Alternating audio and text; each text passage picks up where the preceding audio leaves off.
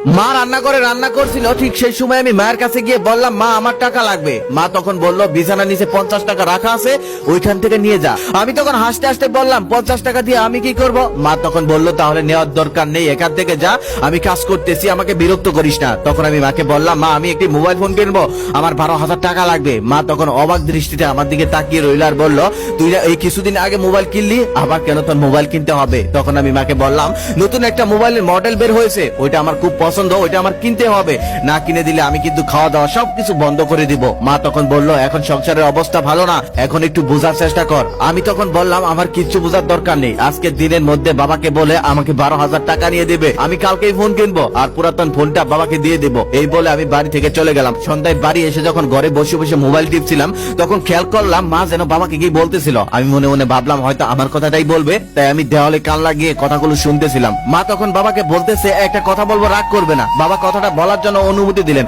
মা তখন বলতেছে, শুনেছো, তোমার ছেলে 7,000 টাকা জমিয়েছে শখের মোবাইল কেনার জন্য। বাবা তখন বলল, কিভাবে টাকা জমালো, ও টাকা পেলো কই? তখন মা বলতেছে, ওই যে আমরা দেই না হাত খরচের জন্য কিছু কিছু টাকা, সেটাই জমিয়েছে শখের মোবাইলটা কেনার জন্য। তবে মোবাইলটার দাম 12,000 টাকা, আর 5,000 টাকা তোমাকেই দিতে হবে। ওকে 5,000 টাকা দিয়ে দাও, শখের মোবাইলটা কিনে ফেলুক। কথাটা শুনে আমি অবাক হয়ে গেলাম। আমি আবার টাকা জমালাম কবে? আমি তো জীবনে কখনো 1 টাকাও জমিয়ে দেখিনি। তখন বাবা বলতেছে, আমার কাছে তো কোনো টাকা নেই, শুধু 5,000 টাকা আছে, যেই টাকাটা তোমার নাক ফুলের জন্য রেখেছিলাম। মা তখন বলতেছে, আমার নাক ফুল লাগবে না, আমার ছেলের ইচ্ছে পূরণ হলেই আমার ইচ্ছে পূরণ হয়ে যাবে। বাবা তখন বলতেছে, এই না নাক ফুলের জন্য কত বায়না ধরেছিলে, আর আজকে আবার নাক ফুল লাগবে না, ছেলের জন্য সবকিছু ছাড় দিয়ে দাও, তাই না? মা তখন বলতেছে, ছেলের জন্য ছাড় দিব না, কার জন্য ছাড় দিব? আমাদের ছেলে ছাড়া আর আছে কি? ছেলেই তো আমাদের সবকিছু। পরদিন সকালে বাবা আমার মাথায় হাত রেখে বলতেছে, আমার বাবা তো অনেক বড় হয়ে গেছে, টাকা জমাতে শিখে গেছে। এই বলে সে আমাকে 5,000 টাকা দিল। আমি তখন কিছুই বলতে পারলাম না। সেখান থেকে মাথা নিচু করে মায়ের কাছে চলে এলাম আর মাকে বলতেছি, মা এত বড় মিথ্যা কথাটা তুমি কিভাবে বললে? আমি কবে টাকা জমিয়েছি? আমি তো জীবনে কখনো 1 টাকাও জমাইনি।